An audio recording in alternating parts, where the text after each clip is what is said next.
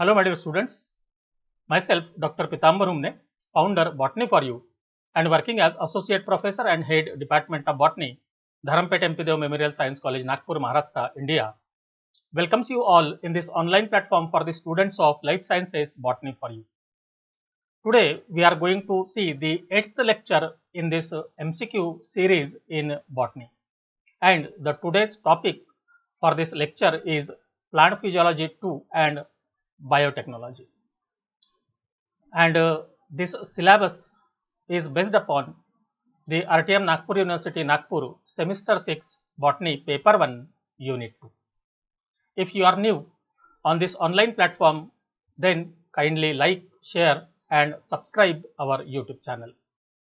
And if you are already watching continuously but not yet subscribed, then kindly subscribe this channel Botany for You. So let's see the paper 1, that is unit 2 of semester 6, which include the photoperiodism, then senescence and abscission, seed dormancy and plant defense. So today we will complete these 4 different topics from the unit 2 of the paper 1 of semester 6 botany paper 1.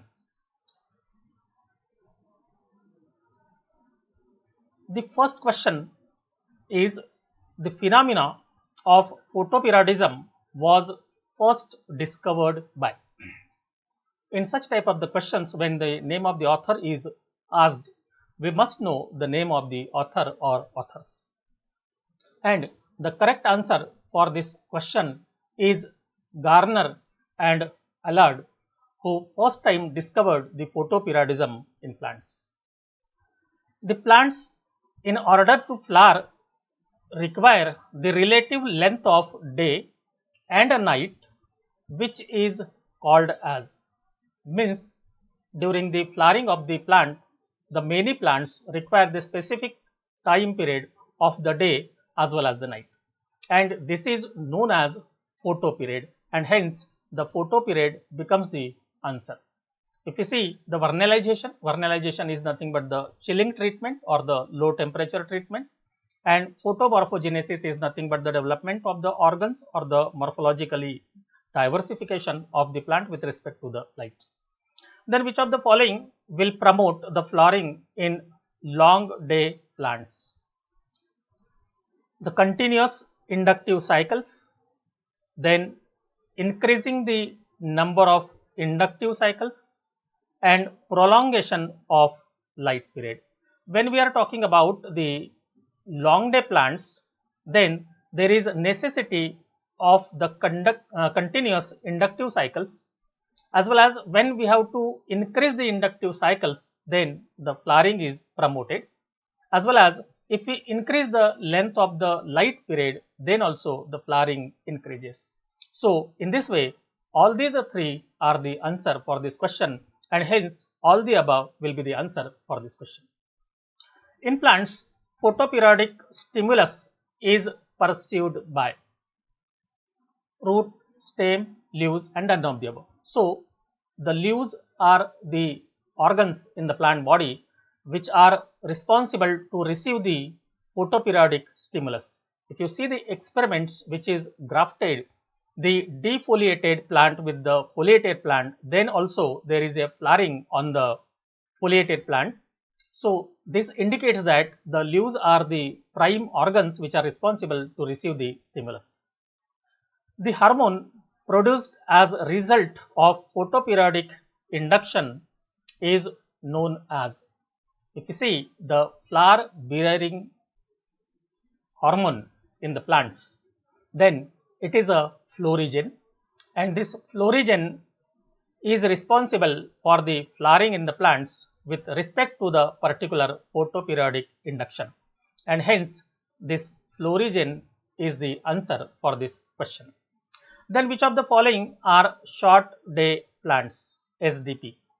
So the Nicotiana tobacum is short day plant, then Glycine max, that is the soybean, is a short day plant, and the Xanthium pennsylvanicum is also a short day plant, and hence all the above becomes the answer for this question. Then which of the following are not long day plants? Not long day plants. The Hyoscyamus niger, that is the henbane, then Spinacia spinach, and Beta vulgaris, that is the sugar beet. So all these are the long day plants, and hence not a long day plants means none of the above will be the answer for this question. Then the response of plants to cold temperature treatment expressed in the form of flowering is called as, means whenever the plant is treated with the colder temperature, that is 1 to 6 degrees Celsius temperature, then such type of the treatment is known as vernalization, and hence it becomes now the answer. Then in vernalization, the cold stimulus is pursued by, as we have seen, in case of the photoperiodic induction, the stimulus was pursued by the leaves. In the similar manner here, in case of the vernalization, the cold stimulus is pursued by the meristems. But there are the different type of the meristems in the plant on the basis of their position, that is lateral meristem, intercalary meristems, and the apical meristems.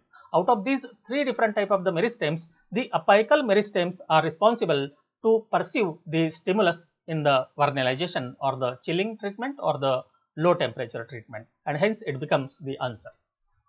Then vernalin is, if you see the vernalin, this low temperature treatment or the chilling treatment is given for the flowering in the plants, and hence it is a flower bearing hormone also, and hence the floral hormone is the correct answer for this also. Then which of the following statement is correct? First one, that is the vernalization shorten the vegetative period of plants. We have seen that the vernalization is responsible for the promotion of the flowering in the plants, and if we see the promotion of the flowering in the plants, it means that there is a reduction or the shortening of the vegetative phase so that the plant can bear the flowers, and hence it is the correct one. Then vernalization increases the vegetative period of the plants. This one is the wrong one because it is not responsible for the increase in the vegetative growth of the plant body. Then vernalization increases the flowering period of the plant. Oh, this is also not the correct one, and hence here the A is the correct answer for this question. Then vernalized plant can be devernalized by, if there is a chilling treatment and the plant is vernalized, then again if we want to reverse the process, then chilling treatment means the low temperature treatment, and hence it can be reversed with the high temperature treatment, and hence the treatment with the high temperature is a answer for this question. Then vernalization is, if you see the physiological processes which are involved in the process of the vernalization, then we find that this process of the vernalization which is responsible for the flowering in the plants, and that is an aerobic process, and hence it is a answer. Then most appropriate temperature for the vernalizing the plant ranges between, just I have told you that 1 to 6 degree Celsius temperature treatment is given to the plant for the flowering in the form of chilling treatment, low temperature treatment, that is known as the vernalization.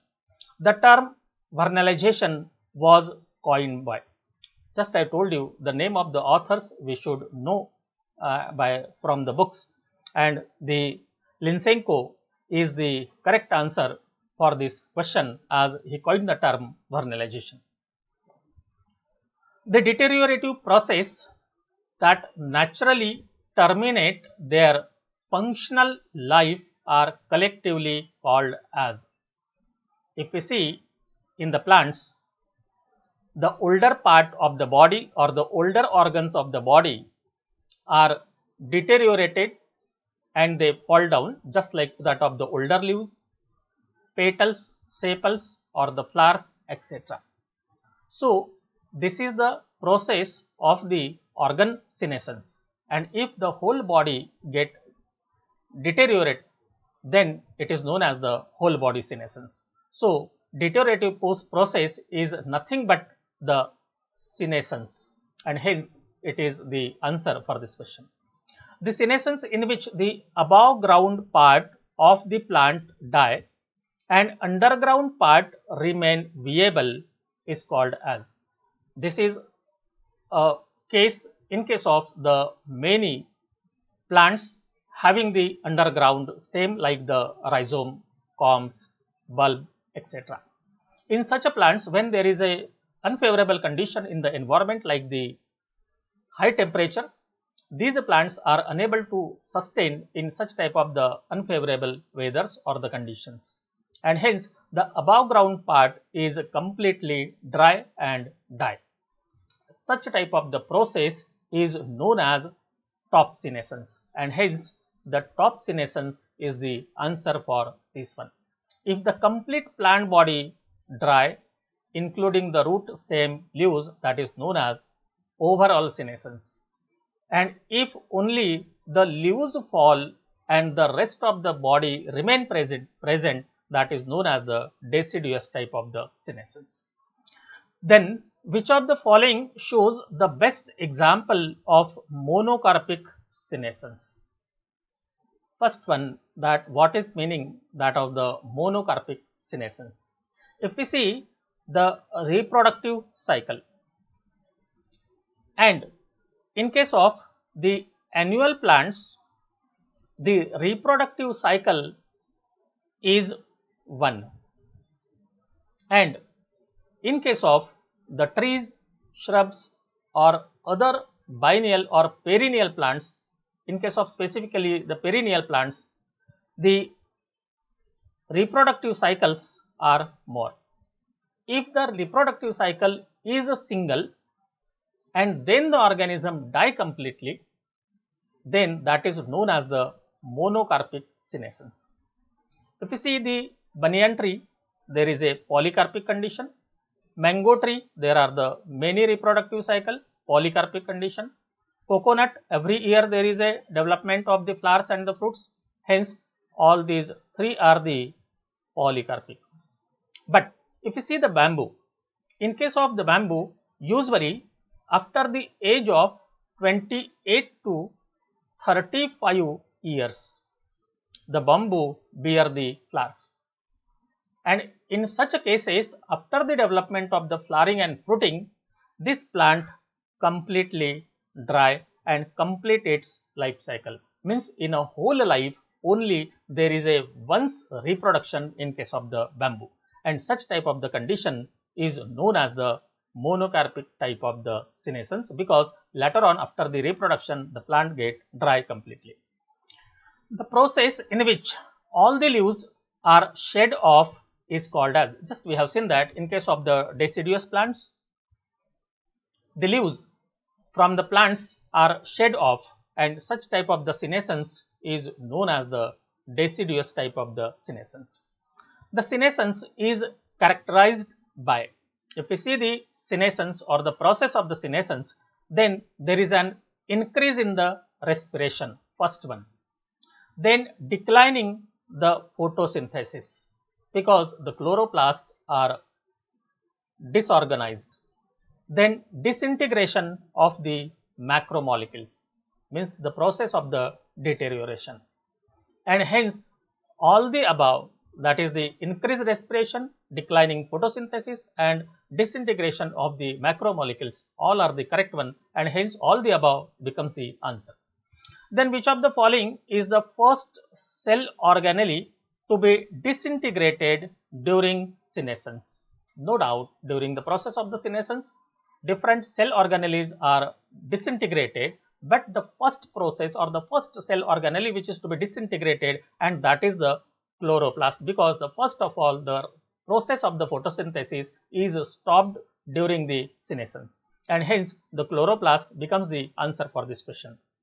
Then which of the following hormone are used in deterioration process in senescence? If you see the last lecture, then I told you that the auxin, gibberellin, cytokinin, these are the growth promoting hormones, while the abscisic acid and ethylene, these are responsible for the senescence and the abscission. So here the ABA as well as the ethylene both are involved in the process of the deterioration, that is nothing but the senescence, and hence both A and B is the answer. Then which of the following hormone is well known for delaying the senescence, especially in detached plant parts? If we see this detached plant parts, or even in case of the intact plant part, then the cytokinin is an plant hormone which is responsible for the delaying the senescence process in the plants. Then premature leaf fall or the detachment of the leaves or leaf fall is also called as. Very specifically, we can say that the premature leaf fall is known as the abscission, and hence the abscission is the correct answer for this question. Then which of the following hormone is used to suppress the abscission? So if you see the process of the abscission means the premature leaf fall or the separation of the leaf from the parent plant, then the indole acetic acid, that is the auxin, is responsible to suppress the activity of the abscission. Then which of the following hormone decreases during the natural abscission of leaves? If you see the process of the abscission, there is need of the abscisic acid and ethylene, and hence they will be increases, and hence this will not be the answer.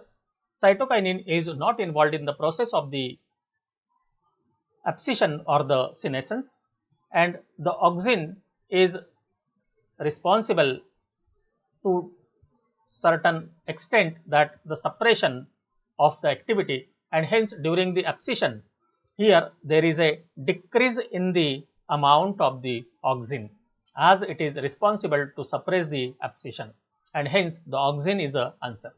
Then which of the following statement is correct?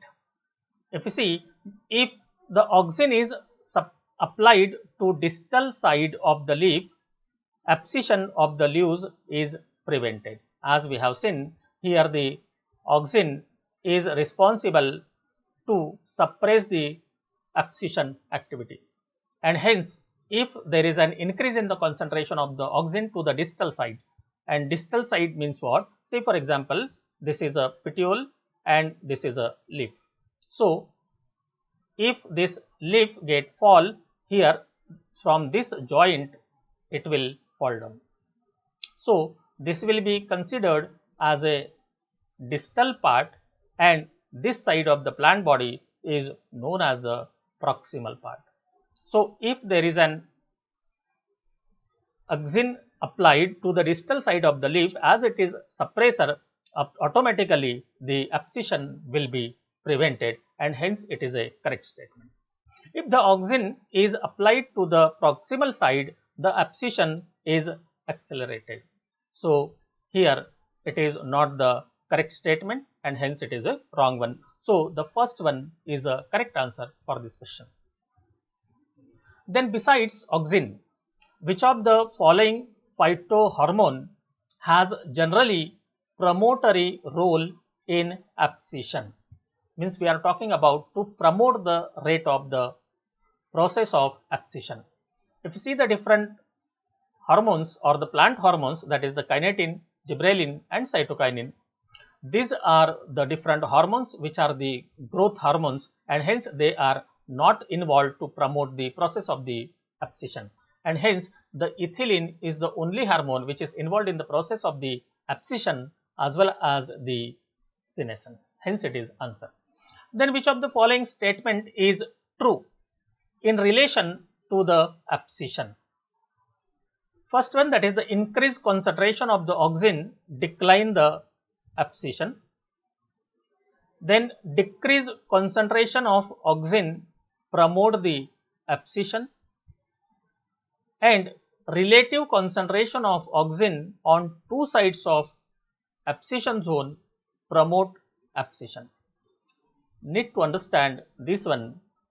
First said that if you see the leaf, and on that leaf, if only there is an increase in the concentration of auxin, no doubt it will decline, but on which side, proximal or the distal, that is not given, and hence it is wrong one.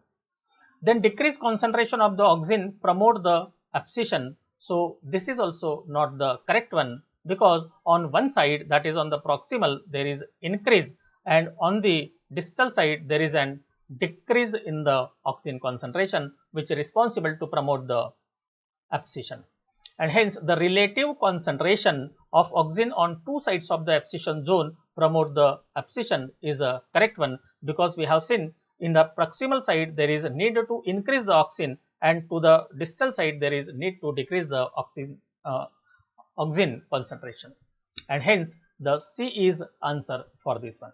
Then which of the following causes seed dormancy? If you see the seed dormancy, it is nothing but the phenomena in which the seed do not germinate even though it is provided with the all suitable conditions for the germination. So the seed coat impermeable to the water, this is the correct one.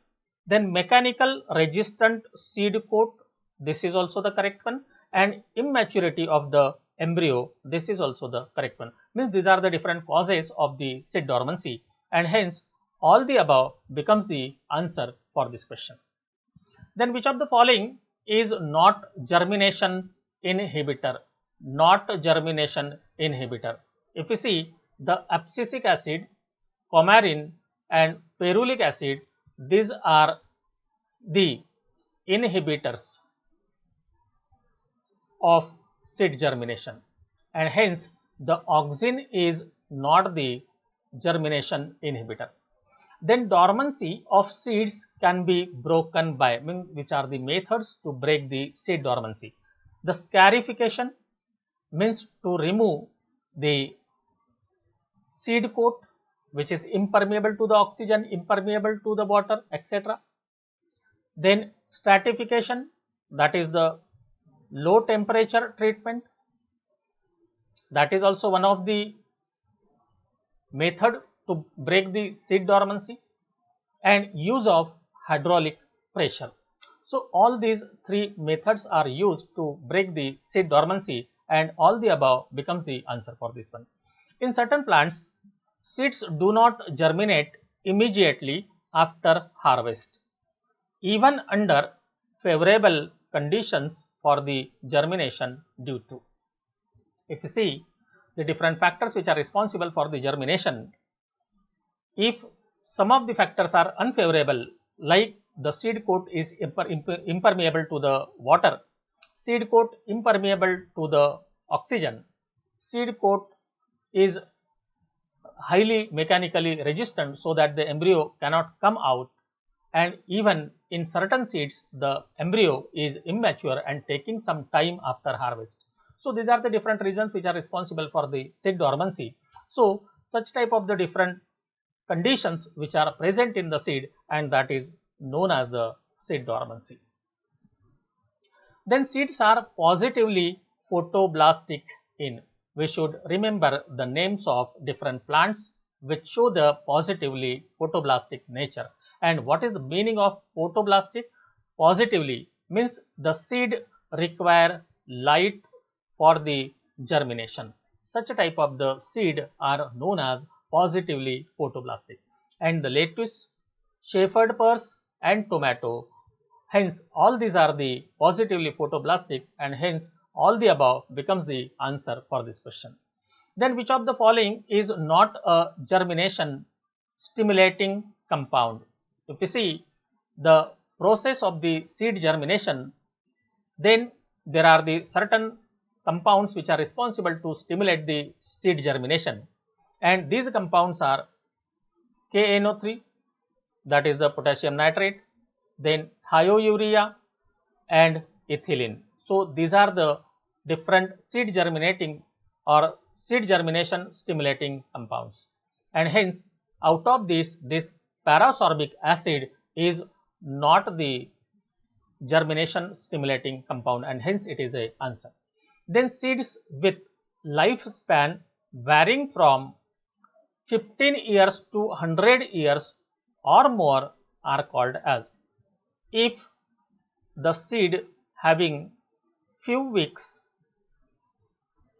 to 3 years, then it is known as microbiotic. from 3 years to 15 years, then it is known as mesobiotic, and from 15 years to 100 or even more, then it is known as the macrobiotic, and hence here the answer becomes macrobiotic.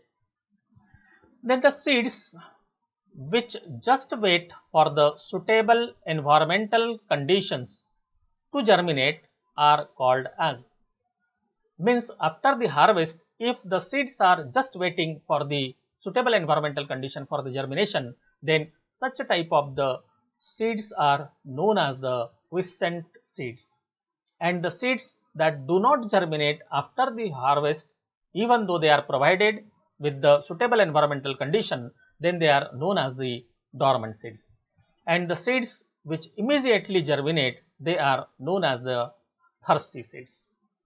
The dye used for testing the viability of seed is usually, this is an experiment, but because of this pandemic, the practicals are not going on. Otherwise, every student must be knowing the name of this one, that is the TTC. So, TTC means the 2,3,5 triphenyl tetrazolium chloride, which is to be used to find out the viability of the seed, and hence it is the answer. So, you must learn the name, that is the TTC, that is 2,3,5 triphenyl tetrazolium chloride. The low temperature treatment in breaking the seed dormancy is called as, just I have told you that the process that is known as the stratification is the process of breaking the seed dormancy with the help of low temperature treatment. Then which of the following seeds are negatively photoblastic? You should remember again some names as a negatively photoblastic. Earlier we have seen the 3 different plants from the positively photoblastic. Means here these seeds do not require the light for the germination, which includes the Helleborus niger, then Nigella damascena and Salena armeria. So all these are the negatively photoblastic seeds, and hence all the above becomes the answer for this question. Then which of the following statement is correct? In the case of germination of photoblastic seeds, means the seeds that require the light for the germination, so the far red absorbing pigment is stimulating to seed germination, this is correct one. Then red absorbing pigment is inhibitory to seed germination, this is also the correct. And far red and red absorbing pigment are interconvertible, and this is also the correct one, and hence all the above becomes the answer for this question. Then which of the following important enzyme for germination is regulated by gibberellic acid? So if you see the activity of the gibberellic acid, which is responsible for the regulation the seed germination, or the different enzymes which are synthesized during the seed germination, that are the alpha amylase, beta amylase and the maltase also, and hence all of these are regulated by the gibberellic acid, and hence all the above becomes the answer for this question. Then which of the following is not part of hypersensitive response in plants? Not part of the hypersensitive response. First one, that is the biosynthesis of phytoalexin, then formation of PR protein, that is the pathogenesis resistance protein, and PCD. So all these 3 are the part of hypersensitive response in the plants, and hence not the part, and hence none of the above becomes the answer for this question. Then phytoalexins which have antimicrobial activity and are, if you see the phytoalexins are the secondary metabolites. So we'll see the secondary metabolites in the upcoming titles.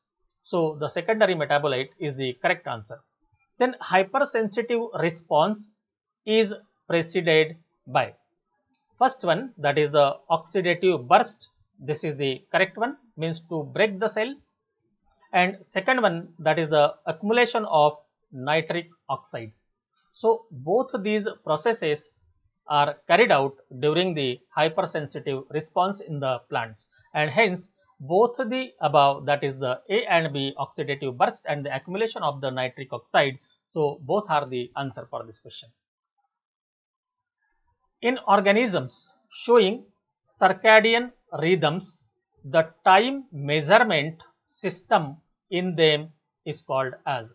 If you see the circadian rhythms, say for example, if the petals are such like during the day and during the night they show the slip movement. So such a type of the response of the plant with respect to the length of the day or day and night. So one is showing during the day and another is showing during the night.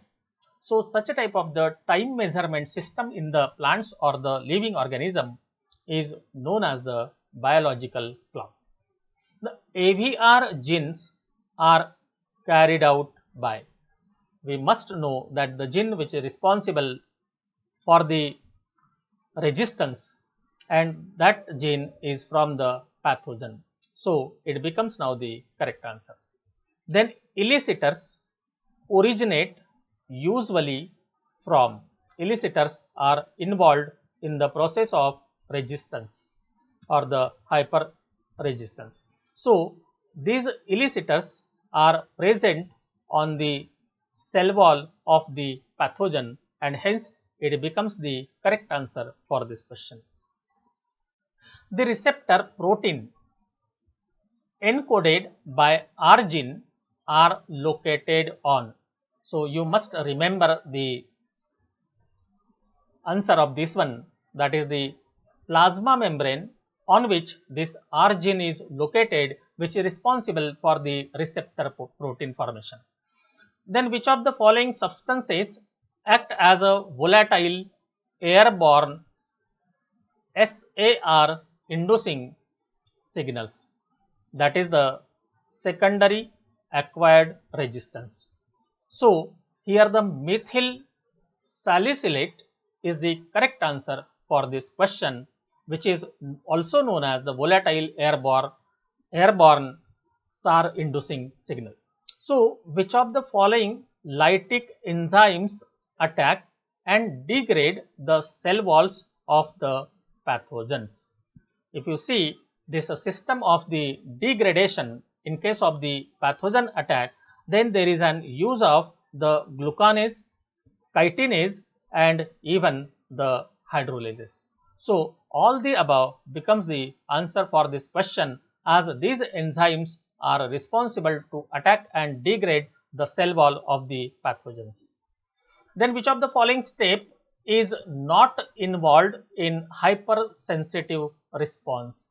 If you see the complete process of the hypersensitivity, then you will find that there is a biosynthesis of the phytoalexins, then changes in the composition of the physical properties of the host cell wall, and then if there is a infection by the pathogen on the plant body, then that cell is died automatically, that is the programmed cell death. So all these three different processes or the steps are involved in the hypersensitive response in the plants, and hence not involved, and hence none of the above will be the answer for this question. Then which of the following phytoalexin are with a strong antimicrobial activity? There are two different types of the phytoalexins, that is the isoflavonoid and sequiterpenes. So both these are involved in the antibacterial activity or antimicrobial activity, and hence both A and B becomes the answer for this question. Then which of the following are not isoflavonoids? If you see the medecarpine, which is synthesized from the alfalfa, then glyceolin, then both A and B, and none of the above. So here concentrate on the not isoflavonoid, because the medecarpine and the glaceolin both are the isoflavonoids, and hence none of the above becomes the answer for this question. Then which of the following are sequiterpenes? Here the risdipine, then capsidiol, both are the sequiterpenes. The risdipine is synthesized from the tomato or the potato, and the capsidiol from the tobacco and the pepper. So both are these the sequiterpenes, and hence both A and B becomes the answer for this question. Then which of the following are not examples of secondary plant products? If you see the secondary plant products, then these are the secondary metabolites, means the different compounds like the carbohydrate, proteins, fat, vitamins, minerals, which are generally used by the plant in their metabolic processes. These are known as the primary metabolites, and the rest of the compounds which are rarely used by the plant, they are known as the secondary metabolites.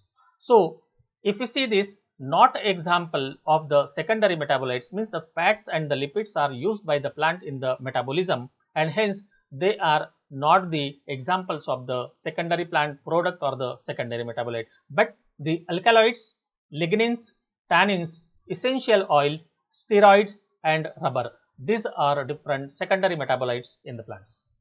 Then which of the following functions are attributed to different secondary metabolites in plants? If you see the synthesis of these different secondary metabolites in the plants, then these secondary metabolites are responsible to carry out the different functions in the plants in addition to that of the primary metabolites.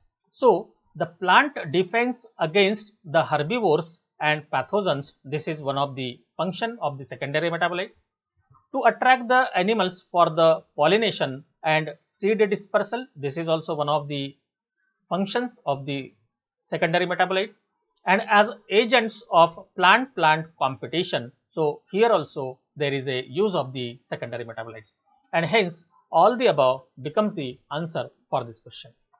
Then secondary plant products are of great importance in commerce in making. If you see the secondary plant product or the secondary metabolites, there is a utilization in the formation of the different drugs or the medicines. Then even there is a utilization of the different poisons to kill the insects, and even they are utilizing in the spices as a flavors and even in the many perfumes, and hence all these are the different uses of the secondary metabolites, and hence all the above becomes the answer for this question. Then which of the following organic compounds are not phenolics? If you see the nature of compounds in the form of phenolic, these are the organic compounds or the aromatic compounds having the benzene ring with the one or two or more hydroxyl groups. But if you see the essential oil, these do not contain such type of the structures, and hence it is not the phenolic compound in the plants, but the lignin, tannin and flavonoids, these are the phenolics in the plants. The fundamental 5-carbon unit terpenoid, that is the isoprene, has. If you see the structure of the terpenoids, that is, it is a branched carbon skeleton. So this is a correct answer. Unbranched carbon skeleton is not found in the terpenoid, and ring carbon skeleton is also not found in the terpenoids, and hence A is a correct answer for this question. Then sequiterpene contains, if you see the structure of the sequiterpene, then it contains the 15 carbons, and we should remember this one, that in the sequiterpenes there are the presence of 15 carbons. Then which of the following is not an important monoterpene component of conifer resins? So not important component. So here the micrine is a component, then alpha pinene component and limonin is a component, but the menthol is not found in the resins of the conifer. It is found among the angiosperm plants, and hence it becomes now the answer, as it is not an important monoterpene component of the conifer. Then monoterpene esters called pyrethroid, which occur in leaves and flowers of chrysanthemum. This is a common plant used on commercial scale in making. If you see the use of the leaves and the flowers of the chrysanthemum, then very prominently on a commercial basis or commercial level, it is used for the formation of the poisonous compound which is used as a insecticides, and hence it becomes now the answer for this question. Then Gossypol, that is the name which is from the Gossypium, which is found in cotton plant and provide resistance to insects, fungal and bacterial pathogens is. If you see the Gossypol is a sequiterpene and it is made up of the two similar structure, and hence it is known as the sequiterpene dimer, which is the answer for this question. Then abatic acid, that is a diterpene produced by some conifers and leguminous trees. Function as means what is the function of this abatic acid? So it is responsible for the chemical deterrent to predators, means if there is a synthesis of the abatic acid, it becomes difficult to the predator to feed on it. Then helping in healing wounds caused by insect bites. So both these functions are carried out by the abatic acid, and hence both A and B are the answer. Then the steroids are, if you see the different steroids which are present in the plants, then the steroids are triterpenes and their derivatives, and hence it becomes the answer for this question. Then examples of polyterpenes in plants is, if we see the rubber, gatta and chicle. Gatta means the sap or the latex, which is the Malayan word, and chicle, that is the natural gum. So all these are the polyterpenes, and hence all the above becomes the answer for this question. Then which of the following terpenoids or their derivatives have primary role in growth and development of plants? So if you see this one, that the gibberellins and abscisic acid, then steroids and carotenoids and phytols. So all these are involved, or all these are the different terpenoids or their derivative which are primary role in the growth and development of the plants, that we have seen earlier also, and hence the all the above becomes the answer for this question. Then which of the following are not phenolic compounds? So the lignins, then tannins, flavonoids and coumarins. So these are phenolic compounds, and the question is asked not phenolic compounds. Just we have seen that the phenolic compound means what? It is the aromatic compound having the benzene ring and one or two or more hydroxyl group. So none of the above becomes the answer for this question.